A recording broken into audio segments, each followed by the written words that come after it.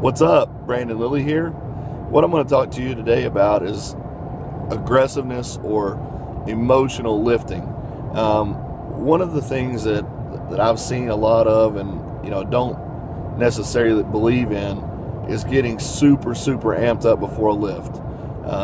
Actually, I believe that if you are physically prepared and mentally prepared via your training, then you should only be attempting weights that are realistic. You shouldn't need to get so emotionally worked up to hit a successful lift.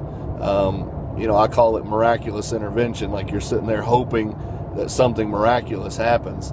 If let's say you deadlift 600 for 3 reps, well, on a rep calculator, that's about 660 pounds. So if you put 650 on the bar, you shouldn't need to pace around like a wild animal, yelling and screaming, losing your mind to hit 650.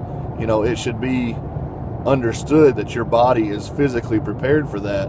And the only thing that I encourage is just to get aggressive right before the lift is attempted. And I'll give you the example. A lot of times people comment, Brandon was so aggressive, or he was, yelling and screaming after a lift or whatever. That's after the lift is done. And that's only like on PRs or significant lifts, such as, pulling the 705 after my knee surgeries.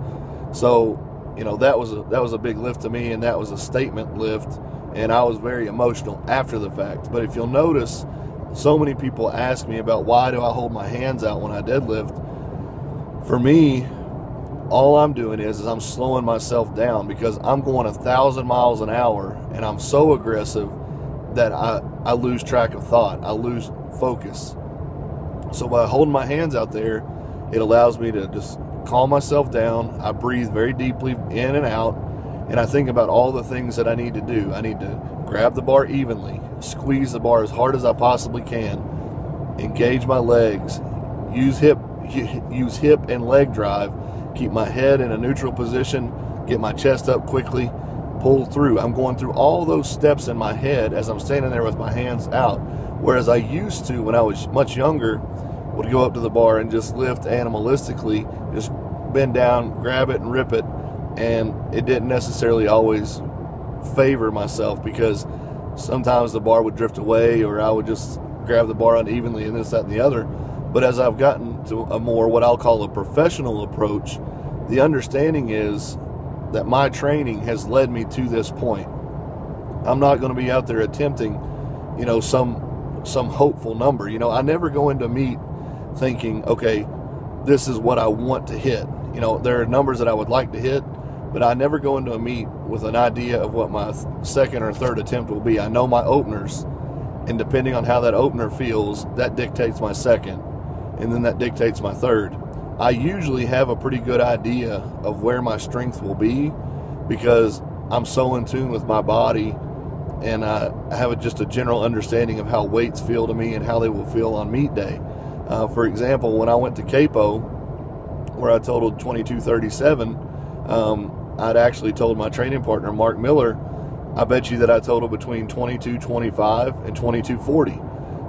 I knew about what my body was capable of, so I didn't attempt anything beyond that. I took 7 attempts down there, 2 squats, 2 benches, and 3 deadlifts, because taking extra attempts would have taken away from the 3rd deadlift, which I knew I needed for that total.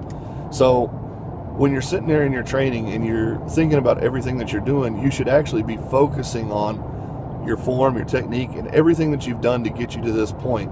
If you're going for a PR lift, yeah, sure, you want to, get the music going, get a little bit aggressive.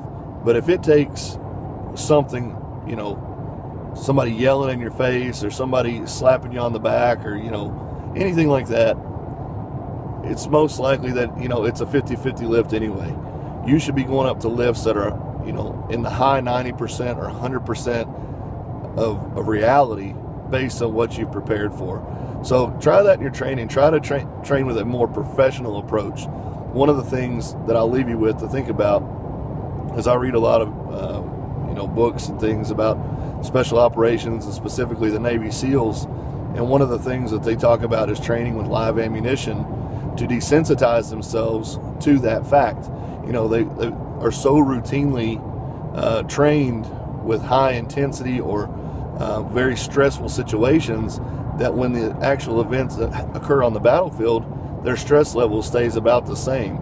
They don't get excited. They don't, make mistakes. And that's what can happen when you get so emotional. Your mind starts racing, your heart starts pumping, you start breathing short, and you start making mistakes, rather than using your training as a chance to set you up for success and preparing you. Think about this. If somebody's going, most every one of us work.